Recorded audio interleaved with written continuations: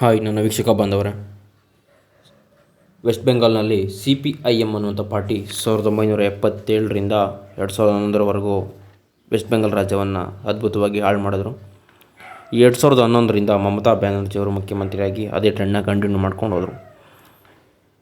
ರಾಜ್ಯದಲ್ಲಿ ಓಟ್ ಹಾಕಿನೇ ಕರೆಕ್ಟಾಗಿ 49 ವರ್ಷ ಆಗಿತ್ತು. ಆಮೇಲೆ ಅಲ್ಲಿನ ಜನ ಡೆಮೋಕ್ರೆಸಿನ ಕರೆಕ್ಟಾಗಿ ಯೂಸ್ ಮಾಡ್ಕೊಂಡಿರೋದಂದರೆ ಈ 2026 ಎಲೆಕ್ಷನಲ್ಲಿ ಅಂತ ಹೇಳ್ಬೋದು. ಯಾಕಂದರೆ ಆಲ್ಮೋಸ್ಟ್ 92% ಜನ ಓಟ್ ಹಾಕಿದ್ದಾರೆ.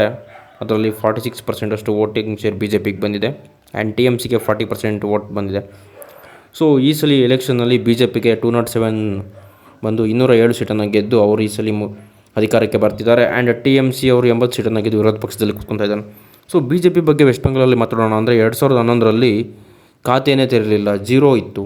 ಬಟ್ 2026ರಲ್ಲಿ 207 ಸೀಟನ್ನು ಗೆದ್ದು ಅಧಿಕಾರಕ್ಕೆ ಬರ್ತಿದ್ದಾರೆ. ಅಂದರೆ ಕೇವಲ 15 ಸರ್ಕಾರದಲ್ಲಿ BJPಯವರು ಮಾಡಿದಂಥ ಸಾಧನೆ ಏನು, ವೆಸ್ಟ್ ಬೆಂಗಾಲಲ್ಲಿ ಅವರು ಮಾಡಿದಂಥ ಸ್ಟ್ರಾಟಜೀಸ್ ಏನು ಅಂತ ನಾವು ತಿಳ್ಕೊಳ್ಳೋಣ ಬನ್ನಿ. ಅದೇ ರೀತಿ ನಾವು BJP ಅಧಿಕಾರಕ್ಕೆ ಬಂದರೆ ವೆಸ್ಟ್ ಬೆಂಗಾಲಲ್ಲಿ ಏನೇನು ಚೇಂಜಸ್ ಆಗ್ಬೋದು, BJP ಗೆದ್ದರೆ ವೆಸ್ಟ್ ಬೆಂಗಾಲಲ್ಲಿರೋ ಜನ ಯಾಕೆ ಭಯಪಡ್ತಿದ್ದಾರೆ ಮತ್ತು ಪಕ್ಕದಲ್ಲಿರೋ ಬಾಂಗ್ಲಾ ಜನಗಳು ಯಾಕೆ ಭಯಪಡ್ತಿದ್ದಾರೆ ಅಂತ ತಿಳ್ಕೊಳ್ಳೋಣ ಬನ್ನಿ. ಅದಕ್ಕೂ ಮುಂಚೆ ನೀವಿನ್ನೂ ಸಬ್ಸ್ಕ್ರೈಬ್ ಆಗಿಲ್ಲ ಅಂದರೆ ನಿಮ್ಮ ಹುಡುಗನ ಚಾನಲ್ಗೆ ಸಬ್ಸ್ಕ್ರೈಬ್ ಆಗಿ. ಸ್ನೇಹಿತರೆ, 2021ರಲ್ಲೇ ದೀದಿಯವರು BJPಯ ಸುವೇಂದು ಅಧಿಕಾರಿ ವಿರುದ್ಧ ಸೋತೋಗ್ತಾರೆ. ಆದರೆ ಪಾರ್ಟಿ ಮೆಜಾರಿಟಿ ಇದರಿಂದ MLC ಆಗಿ ನಿಂತ್ಕೊಂಡು CM ಆಗ್ತಾರೆ. ಸೊ ಆಗಲೇ ಅವರು ಎಚ್ಚೆತ್ಕೊಬೇಕಿತ್ತು ನನ್ನ ಟೈಮ್ ಹತ್ರ ಬಂದಿದೆ ಅಂತ. ಏಕೆಂದರೆ 1999ರಿಂದ ಅವರು ಸೋಲನ್ನೇ ನೋಡಿರಲಿಲ್ಲ. BJP ಗೆಲ್ಲೋದಕ್ಕೆ ಅಲ್ಲಿನ ಮೇನ್ ಕಾರಣಗಳೇನು, TMCಯ ಫೇಲ್ಯೂರ್ಸ್ ಯಾವುವು ಅಂತ ತಿಳ್ಕೊಳ್ಳೋಣ ಬನ್ನಿ. ಸೊ TMC ಸೋಲೋದಕ್ಕೆ ಮೇನ್ ಕಾರಣ ಅನ್ಎಂಪ್ಲಾಯ್ಮೆಂಟ್. ಟೀಚರ್ಸ್ ರಿಕ್ರೂಟ್ಮೆಂಟ್ ಸ್ಕ್ಯಾಮ್ ಅಂತ ದೊಡ್ಡದಾಗಿ ನಡೀತು, ಇಡೀ ದೇಶದವನ್ನೇ ಸಂಚಲನವನ್ನು ಮೂಡಿಸಿತ್ತು. ಈ ಸ್ಕ್ಯಾಮಲ್ಲಿ ಅರೌಂಡ್ 25,000 ಅಷ್ಟು ಪೀಪಲ್ಸ್ ಅವರು ತಮ್ಮ ಉದ್ಯೋಗವನ್ನು ಕಳ್ಕೊತಾರೆ. ಸೊ ಇಲ್ಲಿನ ಇದೇ ಮೇನ್ ಹೊಡೆತ ಬಿದ್ದಿದೆ TMCಗೆ. ಮತ್ತು ಸುವೇಂದು ಫ್ಯಾಕ್ಟರ್. ಈಗ BJPಯಲ್ಲಿ ಮುಖ್ಯಮಂತ್ರಿ ಅಭ್ಯರ್ಥಿಯಾಗಿರುವಂಥ ಸುವೇಂದು ಅಧಿಕಾರಿ ಮೊದಲು ಮಮತಾ ಬ್ಯಾನರ್ಜಿ ಅವರಿಗೆ ಮೋಸ್ಟ್ ಟ್ರಸ್ಟೆಡ್ ಪರ್ಸನ್ ಆಗಿದ್ದರು. ಆದರೆ ಅವರು 2020ರಲ್ಲಿ TMC ಬಿಟ್ಟು BJPಗೆ ಬಂದರು. ಅವರ ಜೊತೆ ಸುಮಾರು ಅಧಿಕಾರಿಗಳು ಕೂಡ ಅವರ ಜೊತೆ ಬಂದುಬಿಟ್ರು, MLAಗಳು ಕೂಡ ಅವ್ರ ಜೊತೆ ಬಂದರು. 2021ರಲ್ಲಿ ದೀದಿ ವಿರುದ್ಧ ನಂದಿ ಗ್ರಾಮದಲ್ಲಿ ಗೆದ್ದರು. ಆಗಲೇ ಹೇಳ್ದಂಗೆ ಸುವೇಂದು ಅಧಿಕಾರಿ ಅವರು ನಂದಿ ಗ್ರಾಮದಲ್ಲಿ ಮಮತಾ ಬ್ಯಾನರ್ಜಿ ಅವ್ರನ್ನ ಸೋಲಿಸ್ತಾರೆ. ಸೊ ಇದು ಕೂಡ ಒಂದು ಕಾರಣ ಆಗಿದೆ. ಆ್ಯಂಡ್ ಮೂರನೇ ಫ್ಯಾಕ್ಟ್ರು ವುಮೆನ್ ವೋಟರ್ಸ್. ಈ ಸಲ BJPಗೆ ಹೆಚ್ಚಾಗಿ ವುಮೆನ್ ವೋಟರ್ಸ್ ಜಾಸ್ತಿ ಒಲವನ್ನು ತೋರಿಸಿದ್ದಾರೆ TMCಗಿಂತ ಅಂತ ಹೇಳ್ಬೋದು. ಯಾಕೆ ಅಂದರೆ RG ಕರ್ಗ್ ಮೆಡಿಕಲ್ ಕಾಲೇಜ್ನಲ್ಲಿ ಒಂದು ರೇಪ್ ಆ್ಯಂಡ್ ಮರ್ಡರ್ ಆಯಿತು. ಸೊ ಇದರಲ್ಲಿ ವಿಕ್ಟಿಮ್ಸ್ಗಳಿಗೆ ಯಾವುದೇ ರೀತಿಯ ಶಿಕ್ಷೆ ಆಗಿಲ್ಲ, ಅವರು ಈಸಿಯಾಗಿ ತಪ್ಪಿಸ್ಕೊಂಡು ಹೋದರು. ಇದನ್ನು ಉಪಯೋಗಿಸ್ಕೊಂಡಂತಹ BJP ಆ ವಿಕ್ಟಿಮ್ ಮದರ್ನ ತಾಯಿಯನ್ನು ಸೀಟ್ ಕೊಟ್ಟು ನಿಲ್ಲಿಸಿ ಈ ಸಲ ಕೂಡ ಜನಗಳು ಅವ್ರಿಗೆ MLAನ ಮಾಡಿದ್ದಾರೆ. ಇದಲ್ಲದೆ ಅಲ್ಲಿನ ಮಹಿಳೆಯರಿಗೆ ಮಂತ್ಲಿ 3,000 ರೂಪಾಯಿಗಳು ಫ್ರೀ ಬಸ್ ಟ್ರಾವೆಲ್ ಕೊಡ್ತಿದ್ದಾರೆ ಮತ್ತು 33% ರಿಸರ್ವೇಷನ್ ಇನ್ ಗೌರ್ಮೆಂಟ್ ಜಾಬ್ಸ್ ಕೊಡ್ತಾಯಿದ್ದಾರೆ. ವುಮೆನ್ ಸೇಫ್ಟಿಯನ್ನು ಕೂಡ ಕೊಡ್ತೀವಿ ಅಂತ ಇನ್ಶೂರ್ ಮಾಡಿದ್ದಾರೆ. ಅದು ಅಲ್ಲದೆ BJPಯವರು ತಮ್ಮ ಗ್ರೌಂಡ್ ಲೆವೆಲ್ ಆರ್ಗನೈಜೇಷನ್ ಅಂದರೆ ತಮ್ಮ ಬೇಸನ್ನು ಸ್ಟ್ರಾಂಗ್ ಮಾಡಿಕೊಂಡ್ರು. ಬೂತ್ ಮಟ್ಟದಲ್ಲಿ ತಮ್ಮ ಕಾರ್ಯಕರ್ತರನ್ನ ಹೆಚ್ಚಿಸ್ಕೊಳ್ಳೋದಕ್ಕೆ ಟ್ರೈ ಮಾಡಿದ್ರು BJPಯವರು. ಸೊ ಬೂತ್ ಲೆವೆಲಲ್ಲಿ ತಮ್ಮ ಹೆಚ್ಚಾಗಿ ಕಾರ್ಯಕರ್ತನ ಬೆಳೆಸ್ಕೊಂಡು ಈಸಿಯಾಗಿ ವೋಟಿಂಗ್ ಶೇರ್ನ ಗೇನ್ ಮಾಡಿಕೊಂಡ್ರು. ಆ್ಯಂಡ್ ಅದು ಅಲ್ಲದೆ ಮೈಗ್ರೆಂಟ್ ಮುಸ್ಲಿಂ ವೋಟ್ಸು ಕೂಡ ಈ ಸಲ ಡೈವರ್ಟ್ ಆಗಿದ್ದಾವೆ. ಹೌದು, ವೆಸ್ಟ್ ಬೆಂಗಾಲಲ್ಲಿ ಮುಸ್ಲಿಮ್ಸ್ 27% ಇದ್ದಾರೆ. ಸೊ ಒಂದು ಡೇಟಾ ಪ್ರಕಾರ 2021ರ ಎಲೆಕ್ಷನ್ನಲ್ಲಿ 75 ಸೀಟ್ಸ್ಗಳನ್ನು ಗೆದ್ದಿದ್ರು TMC ಅವರು. ಅದರಲ್ಲಿ 85 ಅಸೆಂಬ್ಲಿ ಕಾನ್ಸ್ಟಿಟ್ಯೂಷನಲ್ಲಿ 75 ಸೀಟ್ಸ್ ಗೆದ್ದಿದ್ದಾರೆ. ಆ 85 ಕಾನ್ಸ್ಟಿಟ್ಯೂನ್ಸಿಯಲ್ಲಿ 35% ಅಷ್ಟು ಮುಸ್ಲಿಮ್ಸ್ ಪಾಪ್ಯುಲೇಷನ್ನೇ ಇತ್ತು. ಸೊ ಅದರಲ್ಲಿ 75 ಸೀಟ್ಸನ್ನ ಗೆದ್ದಿದ್ರು. ಸೊ ಇಲ್ಲೇ ಗೊತ್ತಾಗುತ್ತೆ ನಮಗೆ Muslims are the majority voters for TMC. But ಈ ಸಲ ಮುಸ್ಲಿಮ್ಸ್ ವೋಟ್ಸ್ಗಳು ಡೈವರ್ಟ್ ಆಗಿದ್ದಾವೆ. ಬಿಕಾಸ್ ಮುಸ್ಲಿಮ್ಸ್ಗೂ ಕೂಡ ಅದು ನೋಡಿ ತುಂಬ ಬೇಜಾರಾಗಿದೆ. ಅವ್ರಿಗೂ TMC ಕಡೆಯಿಂದ ಯಾವುದೇ ಬೇಸಿಕ್ ಇನ್ಫ್ರಾಸ್ಟ್ರಕ್ಚರ್ಸ್ಗಳು ಆಗಿಲ್ಲ, ರೋಡ್ಸ್ ಇಲ್ಲ ಪ್ರಾಪರಾಗಿ, ವಾಟರ್ ಇಲ್ಲ, ಅನ್ಎಂಪ್ಲಾಯ್ಮೆಂಟ್ ಇದೆ.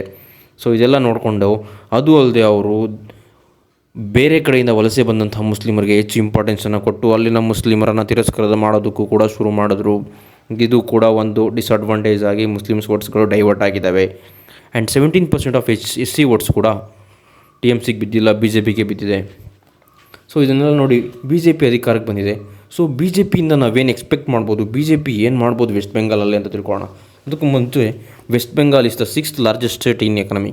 ಸೊ 6ನೇ ಅತಿ ದೊಡ್ಡ ಆರ್ಥಿಕತೆಯಲ್ಲಿ ರಾಜ್ಯವಾಗಿದೆ West Bengal. So economy rate 9.3% ಇದೆ. ಒಂದು ಡೇಟಾ ಪ್ರಕಾರ 1951ರಲ್ಲಿ ವೆಸ್ಟ್ ಬೆಂಗಾಲ್ ಇಂಡಿಯಾ ಇಂಡಸ್ಟ್ರಿ ಔಟ್ಪುಟ್ಟಲ್ಲಿ 27% ವೆಸ್ಟ್ ಬೆಂಗಾಲಿಂದ ಬರ್ತಿತ್ತು.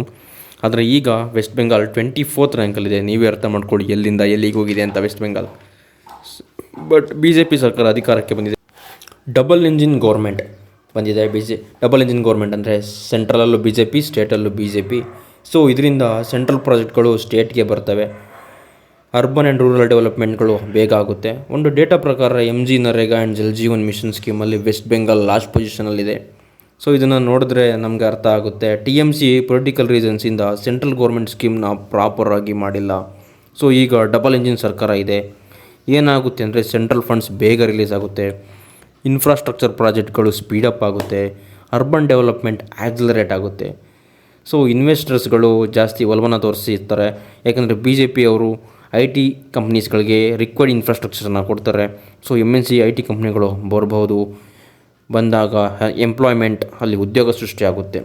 ಸೊ ಈಗ ನಾವು ಬೆಂಗಾಲಿಗಳನ್ನ ಬೆಂಗಳೂರಲ್ಲಿ ನೋಡೋದು ತಪ್ಪುತ್ತೆ. ಜಾಬ್ಗೋಸ್ಕರ ಅವರು ಇಲ್ಲಿ ಅಲ್ಲಿ ಅಲ್ದಾಡೋದನ್ನ ನೋಡ್ಬೋದು. ಬೆಂಗಾಲಿಗಳು ನಮ್ಮ ಬೆಂಗಳೂರಲ್ಲಿ ಬರೋದು ಸ್ವಲ್ಪ ಕಮ್ಮಿ ಆಗ್ಬೋದು ಅನಿಸುತ್ತೆ.